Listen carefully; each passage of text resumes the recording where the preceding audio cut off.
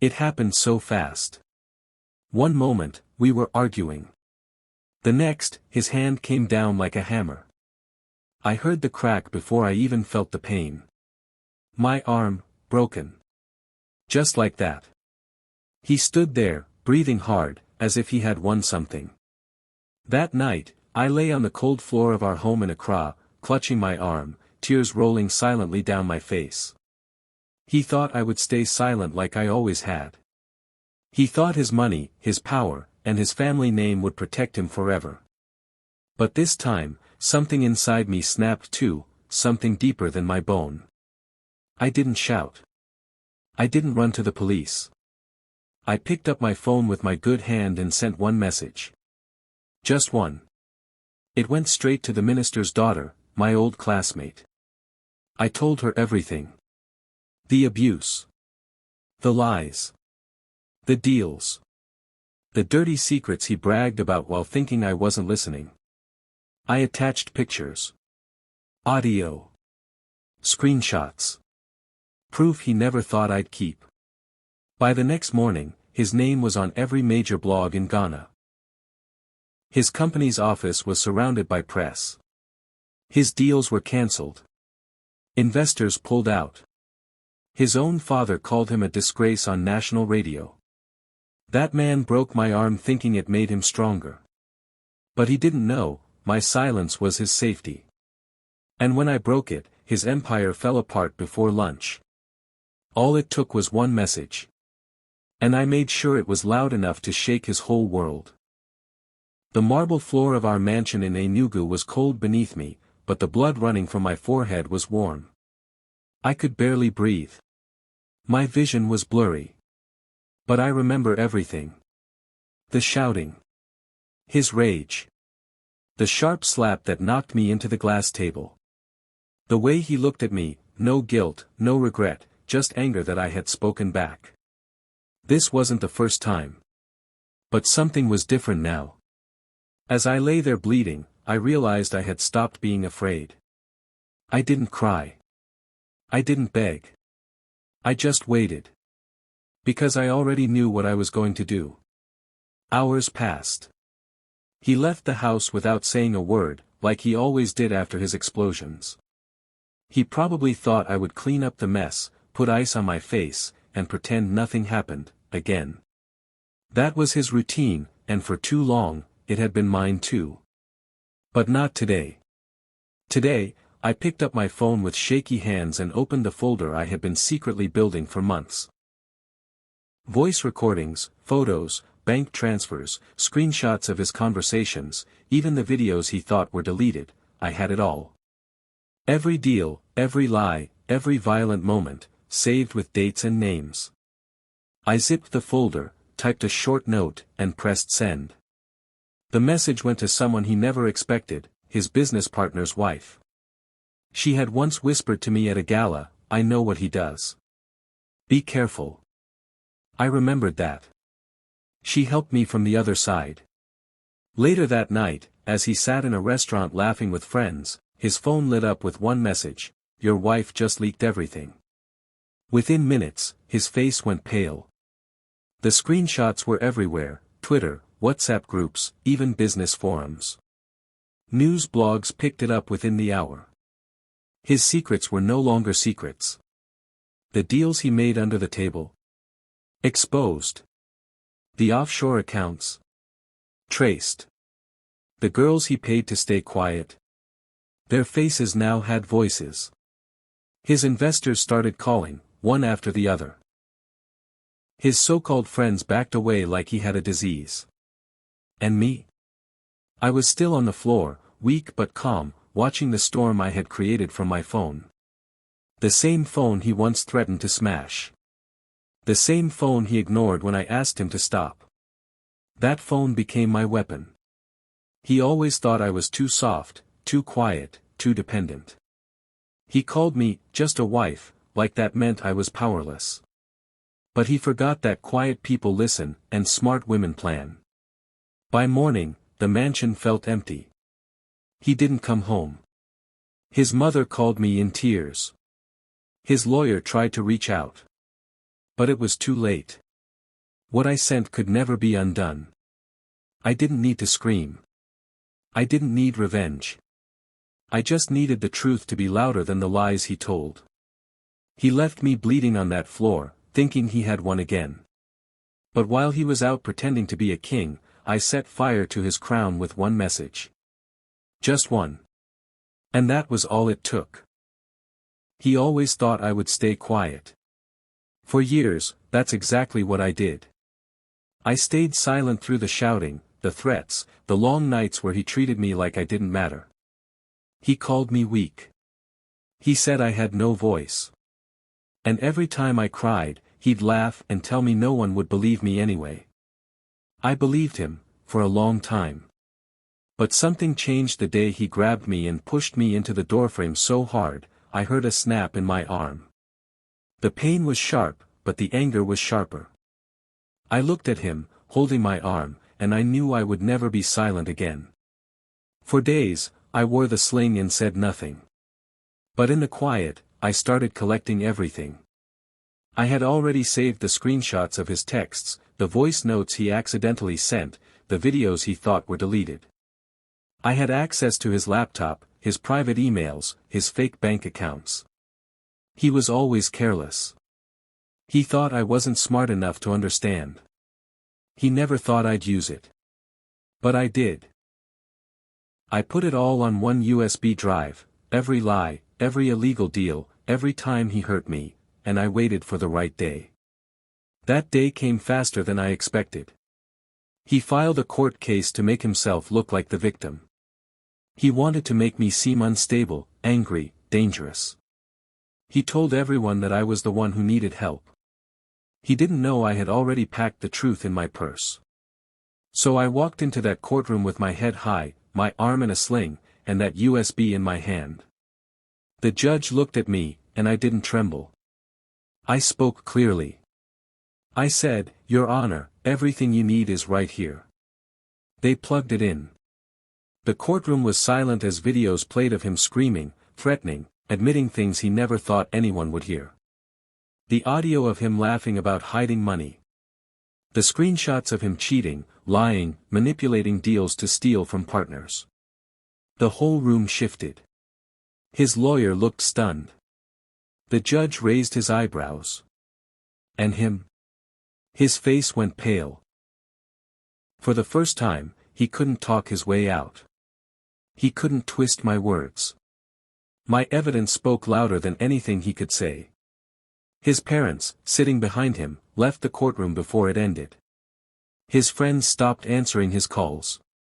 News started spreading fast. Blogs posted clips. People who once praised him started deleting their pictures with him. His reputation cracked like glass. The same man who told me no one would believe me was now sitting in silence as the truth destroyed the perfect image he had worked so hard to build. I didn't scream. I didn't fight. I didn't need to. I just showed up, with my broken arm and a drive full of receipts. He thought I'd stay the quiet wife forever. But the moment I stopped being afraid, he lost everything. And the best part? I never had to raise my voice. I let the truth do the talking. He always thought I was too soft, too scared, too loyal to ever fight back. He saw my silence as weakness. But what he didn't know was that I was watching, listening, remembering everything. The night he broke my ribs, I lay on the floor, gasping for breath, while he walked away like nothing happened. He didn't even look back. He just poured himself a drink and turned up the music. That night, as I lay in pain, I made a decision. I wasn't going to cry anymore. I wasn't going to hide my bruises or make excuses. I was going to burn everything he loved, starting with his billion-naira business. He was so confident, so careless. He always left his phones unlocked, his laptop open, and his secrets lying around like trophies. I began collecting things quietly, messages, documents, passwords, screenshots of shady deals, names of the people he paid under the table. I even recorded phone calls where he bragged about cheating his business partners and hiding money offshore. I saved everything, step by step, in a hidden folder on my phone. He thought he controlled me, but he was giving me all the power I needed to destroy him. Then came the day he hit me again, this time in front of one of his staff. That was the final straw. I packed a small bag, left the house while he was asleep, and went straight to a friend's apartment. From there, I opened my phone and selected just one screenshot. Just one. It showed proof of a massive deal he rigged, one that would ruin him if it got out. I didn't send it to the police. I didn't send it to a blog. I sent it to someone worse, his biggest business rival. The response was immediate. Within hours, the rival sent the screenshot to every investor on the board. Meetings were cancelled. Contracts were frozen. News began to leak. The media got involved. People started asking questions he couldn't answer. That one screenshot was like a match to dry grass. Everything burned quickly. By the next day, his face was on the news, and not in the way he liked.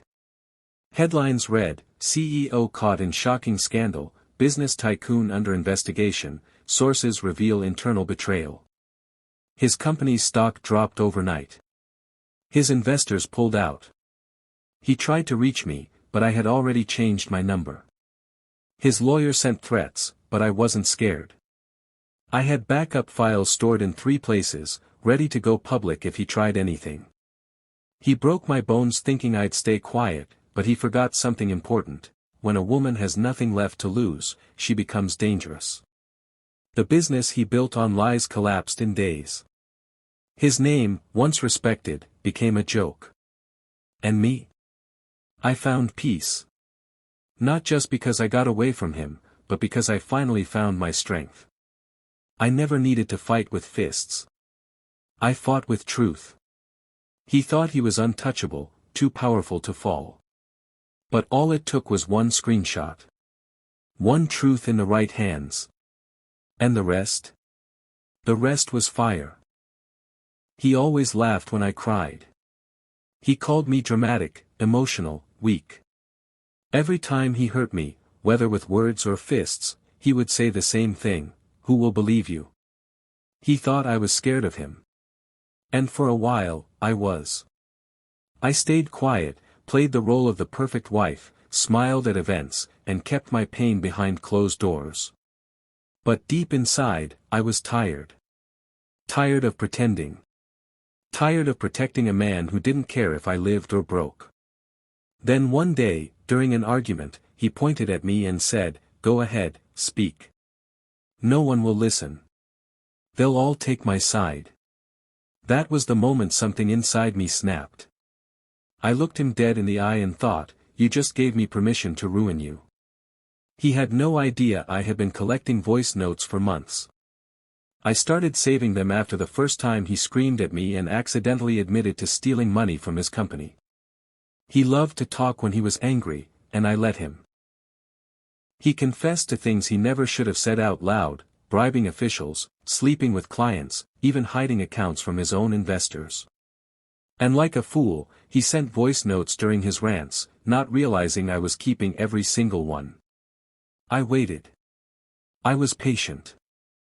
I didn't want revenge, I wanted proof. Then came the perfect opportunity. He organized a big investor dinner at a luxury hotel. Everyone was there, his business partners, his parents, his older brother, and yes, his beloved mistress, sitting quietly like she didn't help ruin my marriage. I walked in like I was just there to support him. But in my bag was my phone, and on that phone was everything. When he stood to speak about trust and transparency, I stood too. My heart was racing, but my voice was calm. I said, "Before we all continue, there's something you should hear." I connected my phone to the speaker system, pressed play, and let the truth speak for itself. The room went dead silent. His voice filled the room, arrogant, careless, disgusting. In one clip, he laughed about cheating the very investors in the room. In another, he talked about using his mistress to win contracts. One voice note had him yelling at me, threatening me, calling me names no man should ever say to his wife. Faces around the table changed. Some looked shocked. Some looked sick. His father stood up. His brother shook his head. And her? The mistress? She got up and walked out without a word. He tried to grab the phone, but it was too late. People had already recorded parts of the audio. It was spreading like wildfire. Within hours, blogs had it. His sponsors dropped him. His company's board called an emergency meeting, without him. His empire began to fall apart right in front of him. He dared me to speak. And I did. I didn't scream. I didn't cry. I let his own voice destroy him. I let the world hear the man behind the mask. And in that moment, I wasn't just his wife, I was his reckoning. For years, I was just known as his wife. The quiet woman behind the successful CEO. We lived in a big house in Ibadan, drove fancy cars, attended luxury events, smiled for pictures. But behind those photos was a different story. A story of pain, silence, and betrayal. He was charming in public, but cruel in private. He controlled everything, my clothes, my friends, my voice. He said I was lucky to have him. That without him, I was nothing. And for a long time, I believed him. I smiled through the insults. I covered up the bruises with makeup.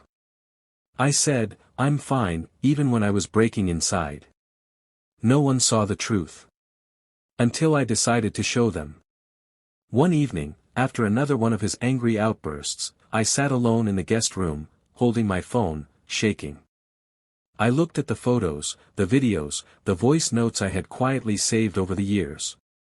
Proof of everything, his violence, his cheating, his fake business deals, the girls he flew in and lied about.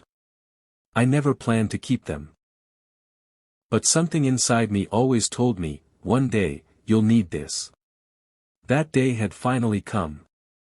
I wrote one message, just one sentence, and attached the evidence. I sent it to a well-known journalist I followed on Instagram, someone known for exposing the truth. Then I turned off my phone and waited. By morning, it had started. My message was everywhere. Blogs, news channels, social media pages across Nigeria and beyond. The headline hit hard, CEO's wife exposes shocking betrayals. Suddenly, people who had ignored me were messaging me. Reporters called non-stop. Influencers posted my story. Everyone wanted to know what really happened behind the mansion gates in Ibadan. And I told them. The photos showed the bruises on my skin. The voice notes played his angry voice, threatening me, laughing about stealing money from his investors. There were emails about deals he lied about, private messages to girls he promised to keep secret, and receipts for gifts he sent them from our shared account. Everything was real, clear, and impossible to deny. His office went quiet. His company's board held an emergency meeting. Some of his investors pulled out instantly. His own family members started distancing themselves. And him?